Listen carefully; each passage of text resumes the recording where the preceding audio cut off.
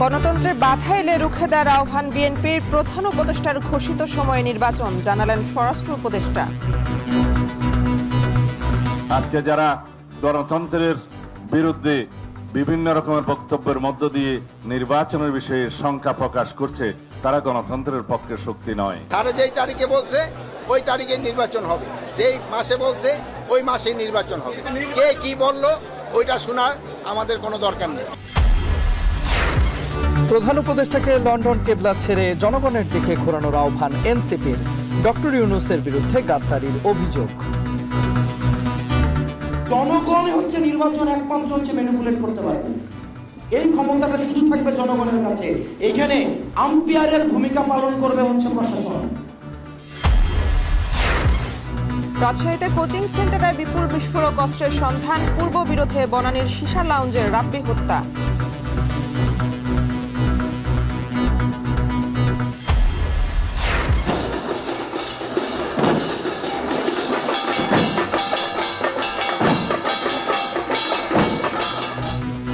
শ্রীকৃষ্ণের জন্ম উৎসবে মঙ্গলের প্রার্থনা। শোভাযাত্রা থেকে সম্প্রীতির বাংলাদেশ গড়ার আহ্বান সনাতনীদের। তার মাকে দাদুকে উদ্ধার করার জন্য ভগবান শ্রীকৃষ্ণ এসেছিল। প্রতিটা বছরে একটা বছরে শুধু একটা দিনের জন্য আমরা সবাই অপেক্ষা থাকি। সনাতনীরা যেন এখানে শান্তিতে সুশান্তিতে বসবাস করতে পারে। যুদ্ধবিরতি নয়, রাশিয়া ইউক্রেনের শান্তি চুক্তি চাইলেন ট্রাম্প। সোমবার ওয়াশিংটনে ট্রাম্প জেলেনস্কি বৈঠক।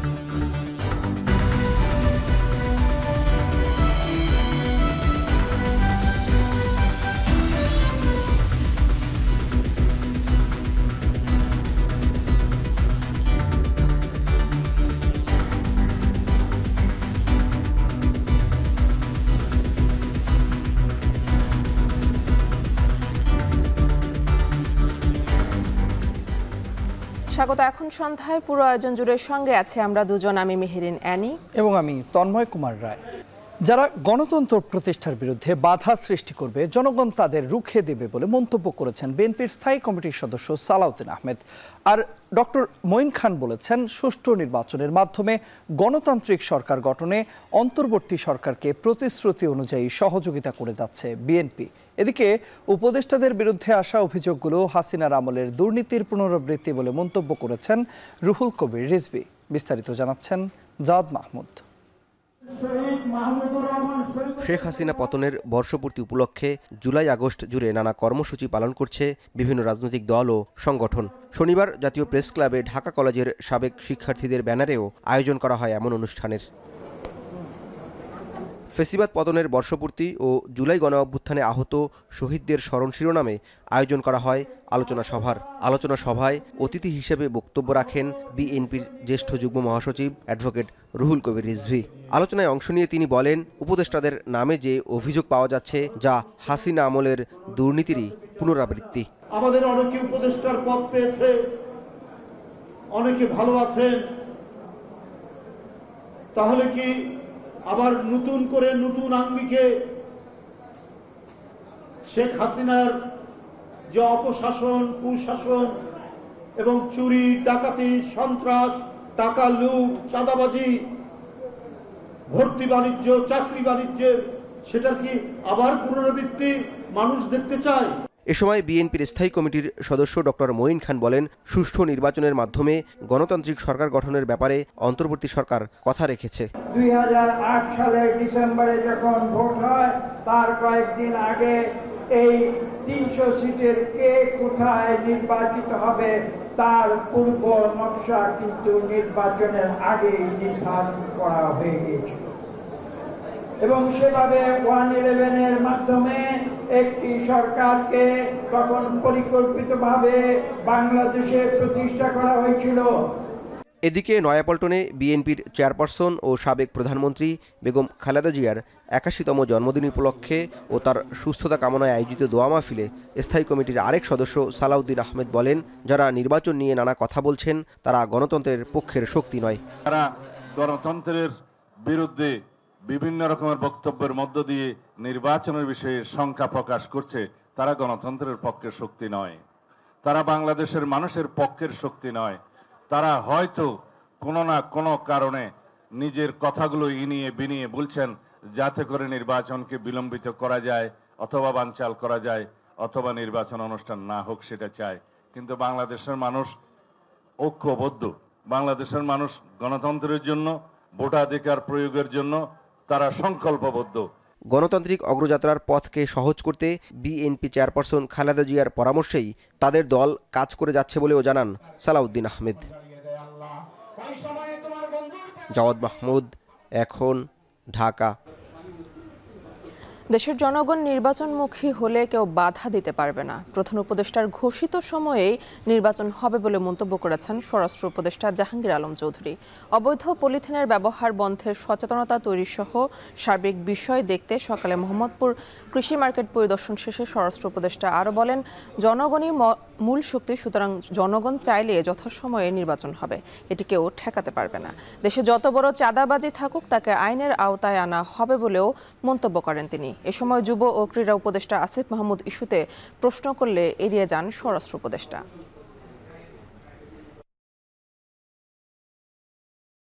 প্রধান উপদেষ্টা যেটা বলেছে ওর উপরে আমাদের কারো কোনো কথা নেই। স্যারে যেই তারিখে বলছে ওই তারিখে নির্বাচন হবে, যেই মাসে বলছে ওই মাসে নির্বাচন হবে। কে কি বললো ওইটা শোনার আমাদের কোনো দরকার নেই। যে কোনো চাঁদাবাজ ধরন পান আমাদের দেখান, সাথে সাথে তারা আমরা আইনের আওতায় নিয়ে আসবো। এটা ক্ষেত্রে আপনাদের একটু সাহায্য সহযোগিতা দরকার। প্রধান উপদেষ্টাকে লন্ডন থেকে কিবলা পরিবর্তন করে দেশের জনগণের দিকে নিয়ে আসার আহ্বান জানিয়েছেন জাতীয় নাগরিক পার্টির মুখ্য সমন্বয়ক নাসির উদ্দিন পাটোয়ারি। বিকেলে বাংলা মোটরে দলটির কেন্দ্রীয় কার্যালয়ে গণপরিষদ নির্বাচন নিয়ে এক আলোচনায় পাটোয়ারি অভিযোগ করেন প্রধান উপদেষ্টা জনগণের সাথে গাদ্দারি করছেন। এ সময় এনসিপির মুখ্য সংগঠক হাসনাত আবদুল্লাহ বলেছেন, নির্বাচন যখনই হোক তাতে অসুবিধা নেই, তবে অবশ্যই গণপরিষদ নির্বাচন হতে হবে। আপনাকে রাজনৈতিক দলের নেতারা ক্ষমতায় বসায় নাই, আপনার বৈধতা হলো জনগণ। আপনার উচিত ছিল জুলাই ঘোষণাপত্র কোন রাজনৈতিক নেতৃবৃন্দকে শহীদদের সাথে রেখে আপনাকে জনগণ শহীদ ফ্যামিলি নিয়ে একসাথে দাঁড়িয়ে এই জুলাই ঘোষণাপত্র দেওয়া আপনার উচিত ছিল। আপনি জনগণের সাথে গাদ্দারি করেছেন, বেইমানি করেছেন। এখন ঘোষণাপত্র হয়েছে, ঘোষণাপত্র লন্ডনে গিয়েছেন।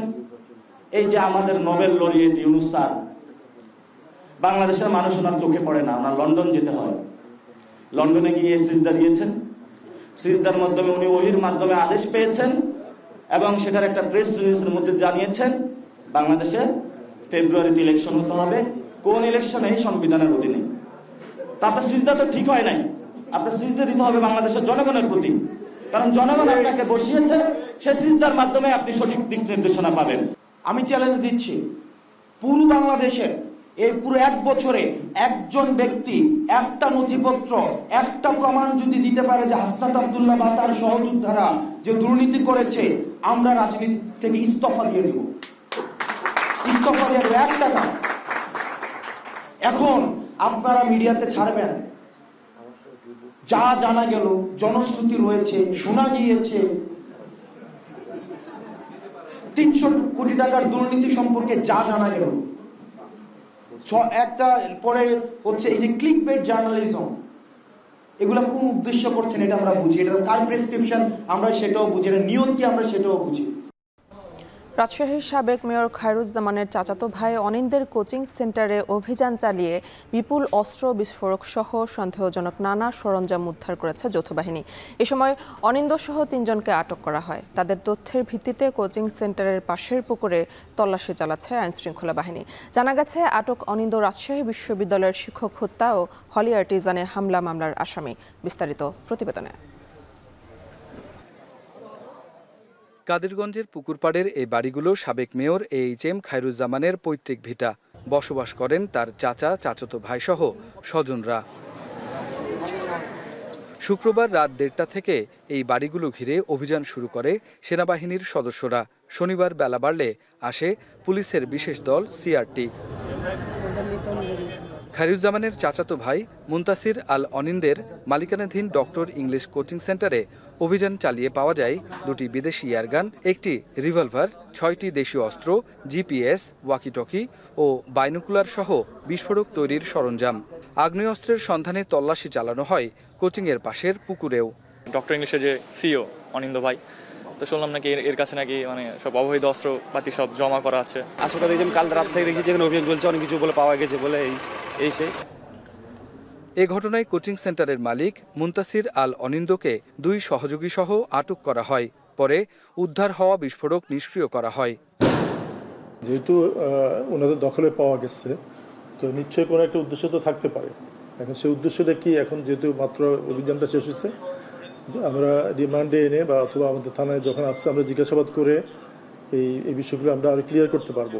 16 ঘন্টার বেশি সময় ধরে চলা এই অভিযানে আশপাশের মেস ও বাড়িতেও জিজ্ঞাসাবাদ করে যৌথ বাহিনীর সদস্যরা। কোচিং ঘিরে অনিন্দ এমন নানা অপকর্মে যুক্ত ছিলেন বলে অভিযোগ করেন অনেকে। প্রফেসরকে হত্যা করার সাথে অভিযুক্ত আছে এবং যার পরে উনি পলাতক ছিলেন, কিন্তু যেহেতু লিটন সাবেক মেয়র লিটনের আত্মীয় হওয়ার কারণে উনি এখানে শেল্টার পান। কল্পনার বাইরে যে এখানে এই জিনিস থাকবে শিক্ষা প্রতিষ্ঠানে, এটা তো ভাবাই যায় না। এটা একটা রাষ্ট্রদ্রোহ, মানে রাষ্ট্রের বিপরীত এক কথায়। তা আমরা চাই তার একটা তদন্ত করে যেন একটা সুষ্ঠু বিচার হয়। আটক অনিন্দ হলি আর্টিজানের জঙ্গি হামলা ও রাজশাহী বিশ্ববিদ্যালয়ের ইংরেজি বিভাগের শিক্ষক ডক্টর রেজাউল করিম সিদ্দিকী হত্যায় আসামি ছিলেন। স্থানীয়রা জানান, চাচাতো ভাই খায়রুজ্জামান সাবেক মেয়র ও বাবা শফিউল আলম লাটকু বিএনপির সাবেক সহসভাপতি হওয়ায় রাজনৈতিক ক্ষমতায় বারবার পার পেয়ে যান তিনি। রাকিবুল হাসান, এখন, রাজশাহী। পূর্ববিরোধ এবং সীসা লাউঞ্জের আধিপত্য নিয়ে বনানীতে খুন হন ইন্টারনেট ব্যবসায়ী রাহাত হোসেন রাব্বি। সিসি ক্যামেরার ফুটেজ বিশ্লেষণ করে আরও 2 আসামিকে গ্রেপ্তারের পর এমন দাবি করেছে র্যাব। বিস্তারিত জানাচ্ছেন মাহফুজা বৃষ্টি। 14 আগস্ট বনানী 360 সীসা লাউঞ্জে খুন হন রাহাত হোসেন রাব্বি।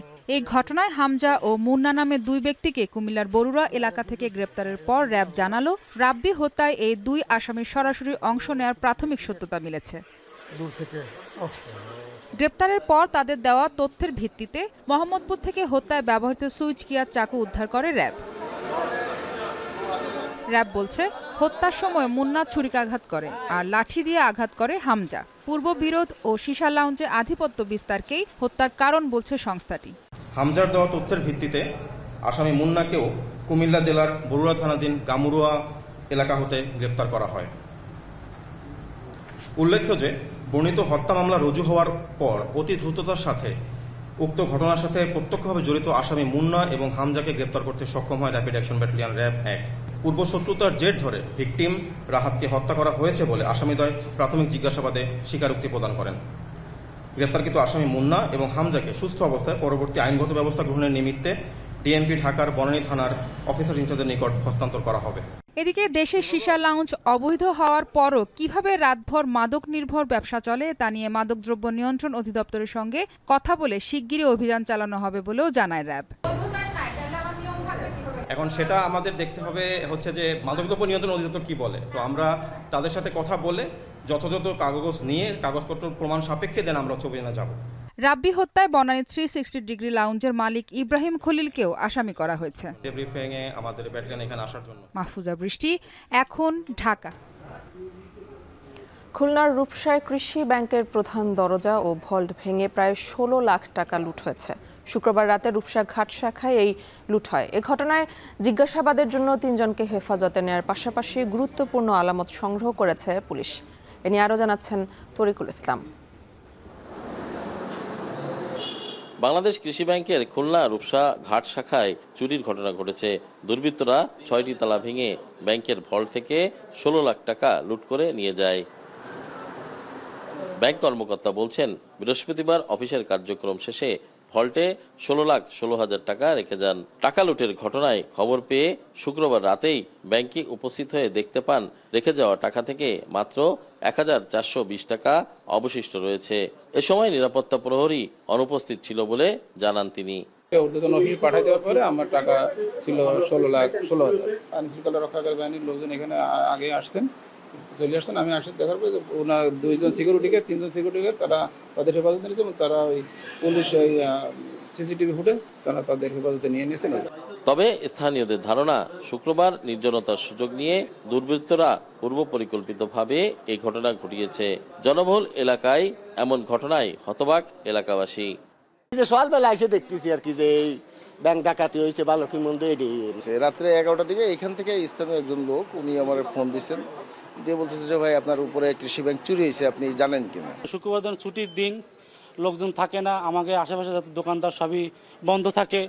অন্যদিকে পুলিশ বলছে বেশ কিছু গুরুত্বপূর্ণ তথ্য পেয়েছেন তারা। এছাড়া অপরাধী শনাক্তে সিসি ক্যামেরার ফুটেজ বিশ্লেষণ করা হচ্ছে। শুরু হয়েছে অভিযান। একাধিক টিম কাজ করতেছে আমাদের স্যারের আলফাউন স্যারের নির্দেশনায়। এটা আমরা সর্বোচ্চ গুরুত্ব দিয়ে চেষ্টা করতেছি। আমাদের একাধিক টিম মাঠে আছে, আমরা ট্রাই করতেছি, এগুলো সব কিছু নিয়েই প্রত্যেকটা টুলস আমরা কাজ করতেছি। এই ঘটনায় ব্যাংকের 3 জন নিরাপত্তা কর্মীকে জিজ্ঞাসাবাদের জন্য রূপসা থানায় নেওয়া হয়েছে। তরিকুল ইসলাম, এখন খুলনা।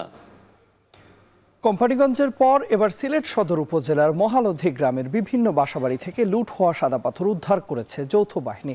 অব্যাহত অভিযানে একদিনে এখন পর্যন্ত সর্বোচ্চ 2.5 লাখ ঘনফুট পাথর উদ্ধার করা হয়েছে। এ নিয়ে মোট 3.5 লাখ ঘনফুট পাথর উদ্ধার করা হলো। এ সংক্রান্ত করা 2টি মামলায় ইউপি চেয়ারম্যানকে আটক করা হয়েছে এবং একই সঙ্গে মোট আটকের সংখ্যা 6। প্রশাসন বলছে পাথর লুটে জড়িত সবাইকে দ্রুত আইনের আওতায় আনা হবে।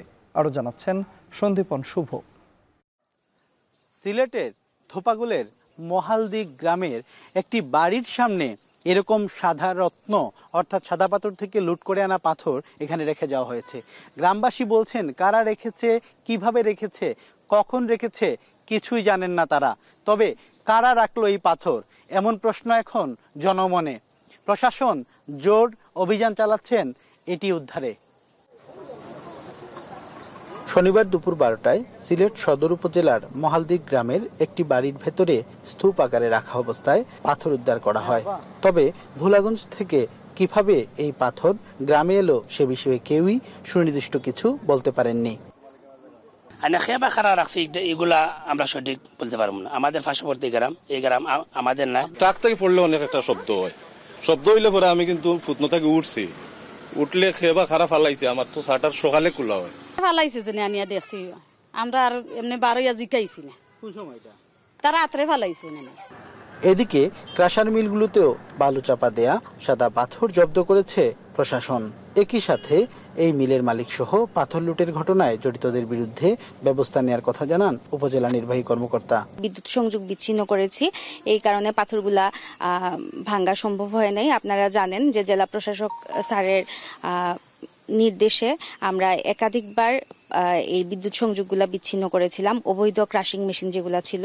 এই কারণে আসলে তারা ভাঙতে পারেনি এবং এটা পার্শ্ববর্তী গ্রামে যখন তারা বুঝলো যে আমরা অভিযান করব, তখন ধুপাগুলের পার্শ্ববর্তী গ্রামে তারা এটা নিয়ে এসেছে। তো আমরা পাথরটা ধরেছি, আমরা এটা ভোলাগঞ্জে ফেরত পাঠাবো এবং আমরা যে যারা এই কাজের সাথে জড়িত আছে তাদের বিরুদ্ধে আমরা মামলা করব। সিলেট সদর উপজেলার এই অভিযানে যৌথ বাহিনীর সাথে পরিবেশ অধিদপ্তরের কর্মকর্তারাও যোগ দেন। তারা জানান পরিবেশ বিধ্বংসী এই কাজের সাথে যারাই জড়িত তাদেরকে আইনের আওতায় নিয়ে আসা হবে, যেন ধীরে ধীরে আগের অবস্থায় সাদা পাথর তার পুরনো রূপে ফিরতে পারে, সেজন্য কাজ করবেন তারা। ঘটনার পর থেকে আমরা উপজেলা, জেলা প্রশাসন সবাই সমন্বিতভাবে আমরা কাজ করতেছি যাতে এটা কিভাবে রিকভার করা যায় এবং কিভাবে আবার আগের অবস্থায় ফিরিয়ে আনা যায়।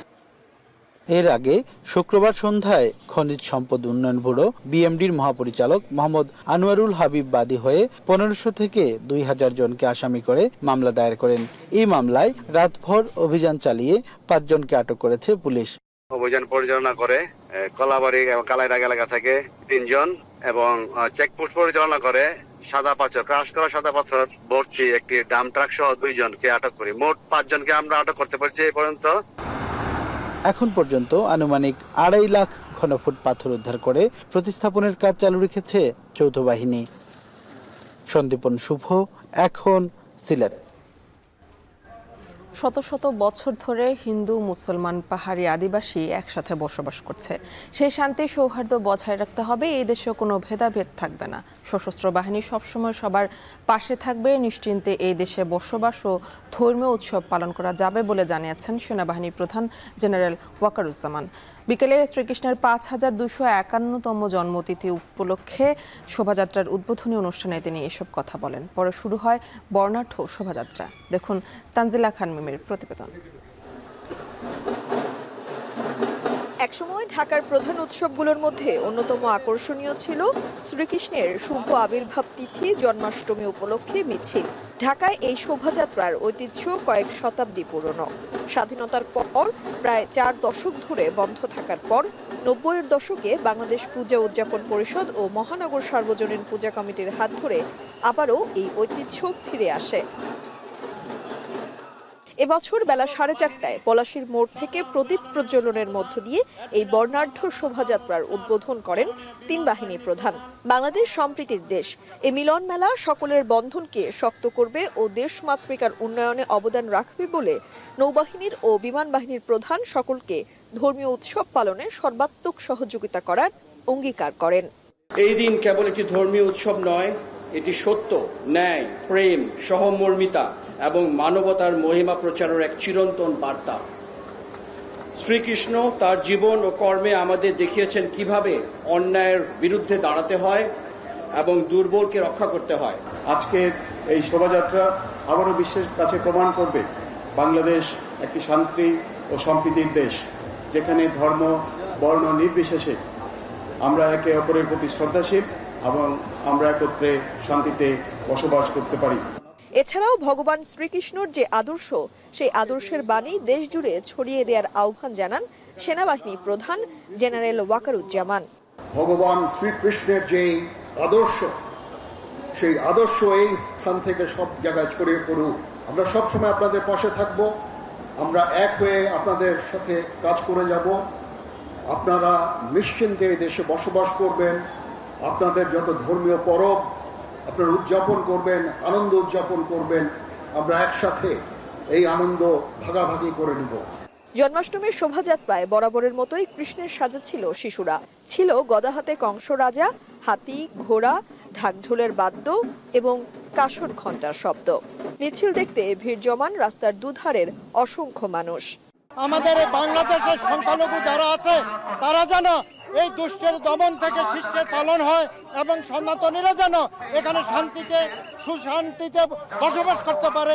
বছরে একটা দিন আমাদের শ্রীকৃষ্ণ উপলক্ষে অভিষেকে সবাই আমরা এখানে আনন্দ করি। দুষ্ট দমন করে এবং শিষ্টের আবির্ভাব ঘটে, তিনি এই জন্য যুগে যুগে আবির্ভাব হয়েছিলেন। সবাই যেন ভালো থাকে, সারা দেশের জন্য ভালো হয়, সারা পৃথিবীর মানুষ ভালো থাকুক।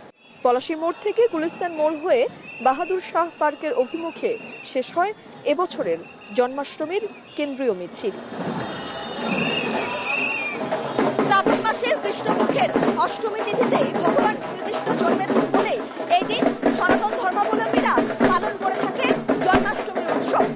তারা চান এই জন্মাষ্টমী পালনের মধ্য দিয়ে দেশ জুড়ে ছড়িয়ে পড়ুক শান্তি ও সৌহার্দ্যের বার্তা। একই সঙ্গে তারা কামনা করেন তাদেরই এই জন্মভূমির মাটিতেই প্রতিটি ধর্মীয় উৎসব যেন তারা পালন করতে পারেন নির্বিঘ্নে এবং নিরাপদভাবে। তানজিলা খান, এখন ঢাকা। বর্ণাঢ্য শোভাযাত্রা সহ নানা আয়োজনে সারা দেশে পালিত হলো সনাতন ধর্মাবলম্বীদের জন্মাষ্টমী উৎসব। হিন্দু পুরাণ মতে ভাদ্র মাসের কৃষ্ণপক্ষের অষ্টমী তিথিতে ভগবান শ্রীকৃষ্ণ জন্মগ্রহণ করেন। এর জন্যই তার এই পবিত্র জন্মতিথিকে ঘিরে নানা আয়োজন করেন সনাতন ধর্মাবলম্বীরা। সহকর্মীদের পাঠানো তথ্য ছবিতে দেখুন বিস্তারিত। সকাল থেকে মন্দিরে মন্দিরে শাক, উলুধ্বনি ও ভগবান শ্রীকৃষ্ণকে পরা হয় নতুন বস্ত্র। তৈরি করা হয় শ্রীকৃষ্ণের পছন্দের সব খাবার। দিনটি ঘিরে নানা আয়োজন করেন সনাতন ধর্মাবলম্বীরা।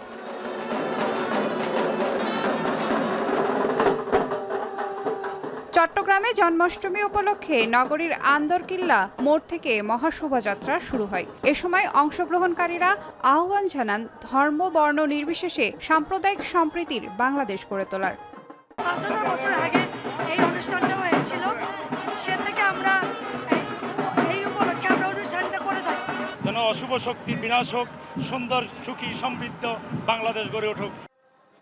আন্দরকিল্লা মোড়ে জন্মাষ্টমীর আয়োজনের উদ্বোধন করেন মেয়র ডক্টর শাহাদাত হোসেন।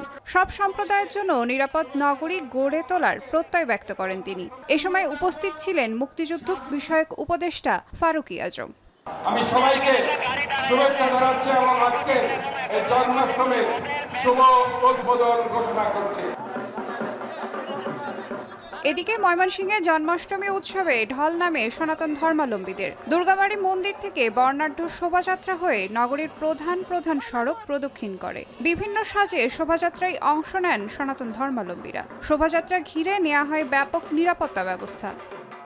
তিনি ধর্ম সংস্থাপন এবং সাধুদের পরিত্রাণ দেওয়ার জন্য তিনি আবির্ভূত হয়ে এই বিশ্ব সংসারকে তিনি শান্তি দান করেন। এই তিথিতে ওনার আগমন উপলক্ষে আমরা স্বতঃস্ফূর্তভাবে আনন্দঘন পরিবেশে এই দিনটি উদযাপন করে থাকি। এছাড়া বগুড়ায় দিনব্যাপী নানা আয়োজনে উদযাপিত হয় শুভ জন্মাষ্টমী। সকাল থেকেই মন্দিরে আসতে শুরু করেন ভক্তরা। দিনটিকে ঘিরে প্রার্থনা, আলোচনা সভা, প্রীতিভোজ সহ নানান কর্মসূচি রয়েছে। আজকের এই দিনে ভগবান শ্রীকৃষ্ণ এই পৃথিবীতে তিনি আবির্ভূত হয়েছিলেন ধর্ম সংস্থাপন করার জন্য, অধর্মের বিনাশ করার জন্য। আর চুয়াডাঙ্গা, সিরাজগঞ্জ, যশোর ও হবিগঞ্জ সহ সারা দেশে আয়োজন করা হয় জন্মাষ্টমীর উৎসব। অতসী কর্মকার, এখন। চাঁপাইনবাবগঞ্জে মধ্যরাতে হঠাৎ অসুস্থ হয়ে হাসপাতালে ভর্তির পর চিকিৎসাধীন অবস্থায় রহস্যজনকভাবে 2 শিক্ষার্থীর মৃত্যু হয়েছে।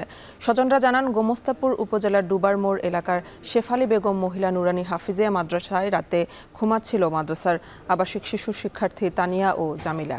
রাত 12টার দিকে তারা হঠাৎ অসুস্থ হয়ে বমি করতে থাকে। এ সময় মাদ্রাসা কর্তৃপক্ষ ও স্থানীয়রা তাদের গোমস্তাপুর উপজেলা স্বাস্থ্য কমপ্লেক্সে নিয়ে যায়। কিছু সময় পর চিকিৎসক 2 জনকে মৃত ঘোষণা করেন। অন্যদিকে ময়নাতদন্তের পর মৃত্যুর কারণ জানা যাবে বলে জানিয়েছে পুলিশ।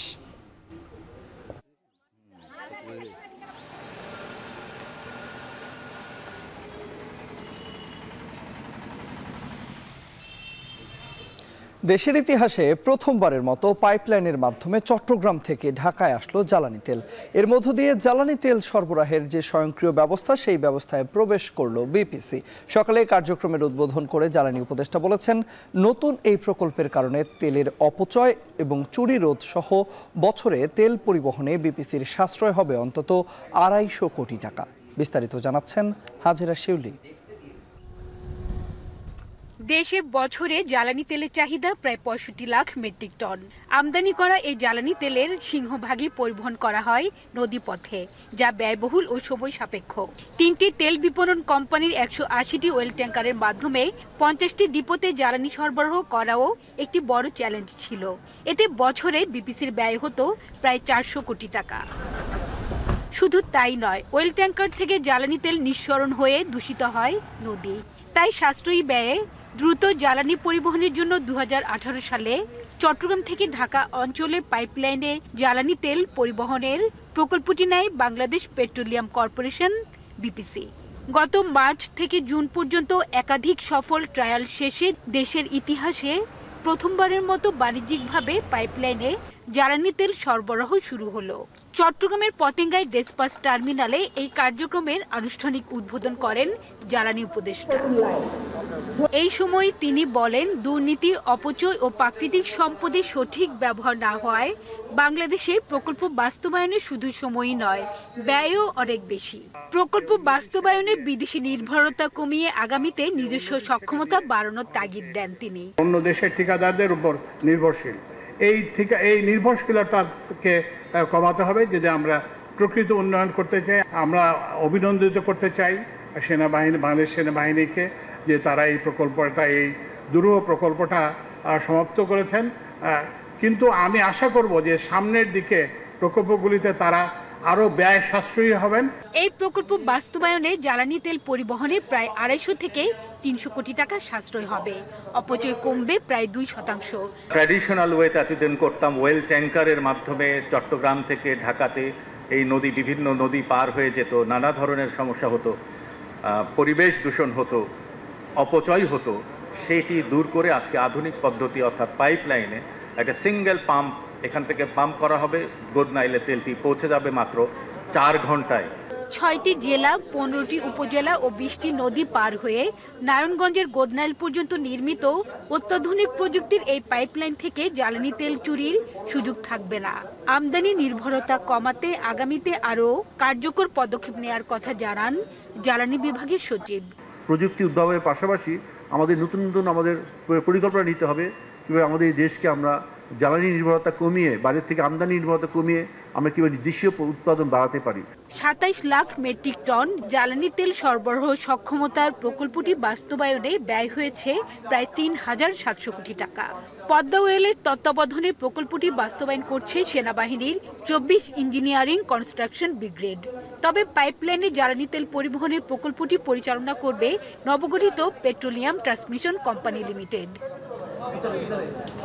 হাজারা শিউলি, এখন চট্টগ্রাম।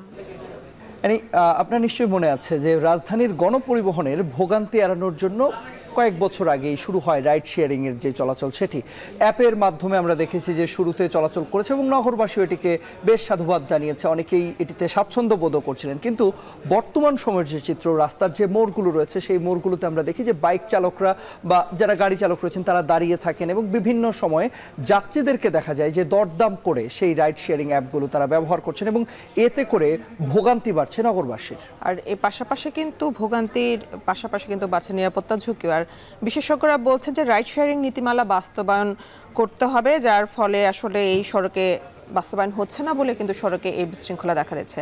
আর এ নিয়ে আমাদের হাতে আসিফ ইকবাল খানের একটি প্রতিবেদন রয়েছে, দেখে নেব সেটি। অ্যাপের মাধ্যমে রাইড শেয়ারিং প্রথম শুরু হয় 2011 সালে নিউ ইয়র্ক শহরে। ব্যাপক জনপ্রিয়তায় তা ছড়িয়ে পড়ে বিশ্বের অন্যান্য বড় শহরেও। ঢাকায় অ্যাপভিত্তিক রাইড শেয়ারিং অ্যাপ চালু হয় আরও 5 বছর পর। 2016 সালে যাত্রী ও চালকদের জন্য সেই সেবা নিয়ে আসে বিশ্বখ্যাত রাইড শেয়ারিং কোম্পানি উবার। উবারের সাফল্যে এই বাজার ধরতে চলে আসে পাঠাও, ও ভাই, পিকমি ও সহজের মতো দেশীয় রাইড শেয়ারিং অ্যাপ। ব্যস্ত ঢাকায় নগর জীবনের চলাচলকে সহজ ও স্বাচ্ছন্দ্যময় করার যে আশা নিয়ে এসেছিল রাইড শেয়ারিং, সেখানে হঠাৎই যেন ছন্দপতন। স্বল্প দূরত্বেও অতিরিক্ত ভাড়া, ডিজিটাল পেমেন্টে চালক গন্তব্য যেতে রাজি না হওয়ায় বেড়েছে বিপত্তি। আস্থা হারিয়ে ফেলেছেন যাত্রীরাও। অ্যাপস হয়তো ওয়েট করা লাগে, যাকে আমরা যার পছন্দ অনুযায়ী যে আসবে তার জন্য আবার অপেক্ষা করতে হবে। এই জন্য যখন ইমার্জেন্সি থাকে তখন আমরা এইভাবে চলে যাই। আমি ডাইরেক্ট যাই, রাস্তায় রাইড শেয়ার তো অ্যাভেলেবেল পাওয়া যায়, যে বলি ভাই আমি যাব, কত টাকা নেবেন, 200 বলে আমি 150 টাকা দিয়ে চলে যাই। গল্প আছে মুদ্রার ও পিঠেও। দেশ জুড়ে অনলাইন রাইড শেয়ারিং প্ল্যাটফর্মগুলো শুরুতে অ্যাপের মাধ্যমে যাত্রী সেবা দিলেও কঠোর নজরদারির অভাবে ভেস্তে যেতে বসেছে অল্প দিনে জনপ্রিয়তা পাওয়া এই সেবা মাধ্যমটি। যাত্রীদের বিপদের সুযোগ বুঝে এখন অনেক চালকই চুক্তিতে যাচ্ছেন। অ্যাপসে কল না আসলে কলের অপেক্ষা করে না, যাত্রী যখন আসে অনেক যাত্রী আছে যে অ্যাপস ব্যবহার নিজেরা করে না, সামনে গাড়ি পাইলে জিজ্ঞাসা করে যাইবেন কিনা, তো অনেক কন্ট্রাক্টে যাওয়া হয়।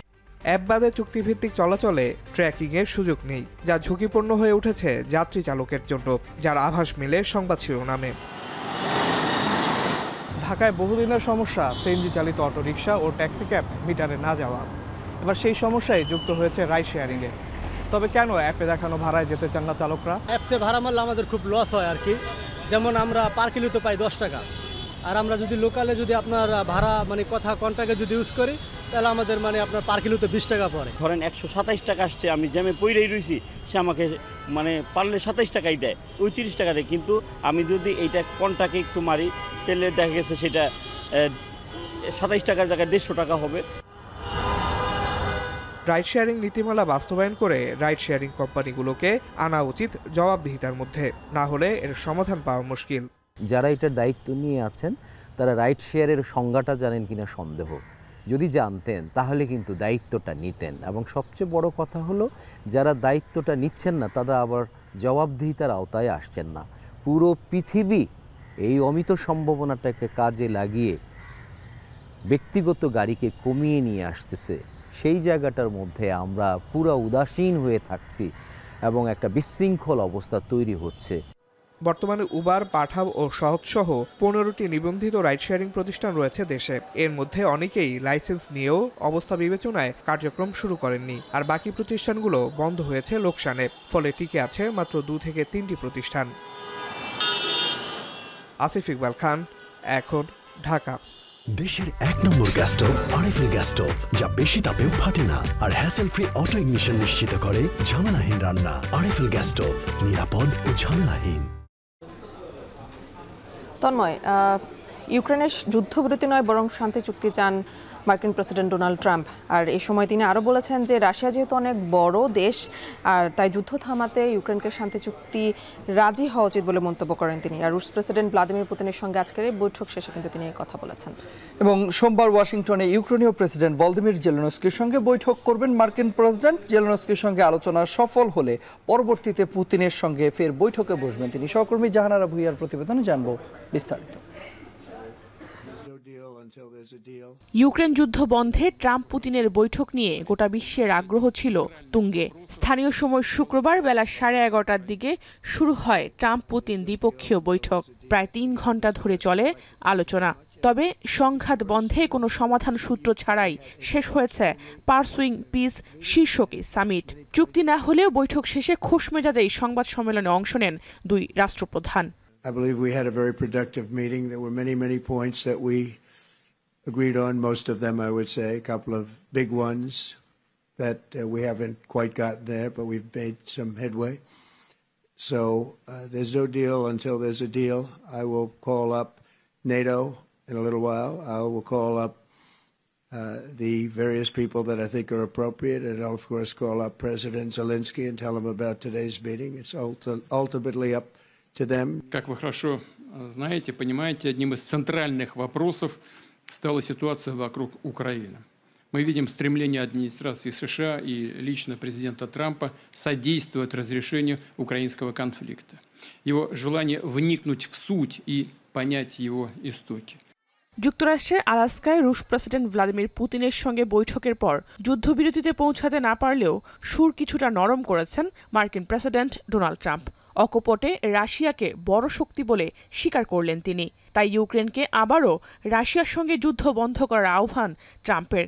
সামাজিক যোগাযোগ মাধ্যমে দিয়ে এক পোস্টে কথা বলেন মার্কিন প্রেসিডেন্ট। পুতিনের সঙ্গে বৈঠকের পরই ইউক্রেনীয় president Volodymyr Zelensky, NATO secretary ও ইউরোপীয় ইউনিয়নের বেশ কয়েকজন নেতার সঙ্গে ফোনে কথা বলেন ট্রাম্প। জানান শান্তি চুক্তিতে পৌঁছাতে রাশিয়ার সঙ্গে ফলপ্রসূ আলোচনা হয়েছে।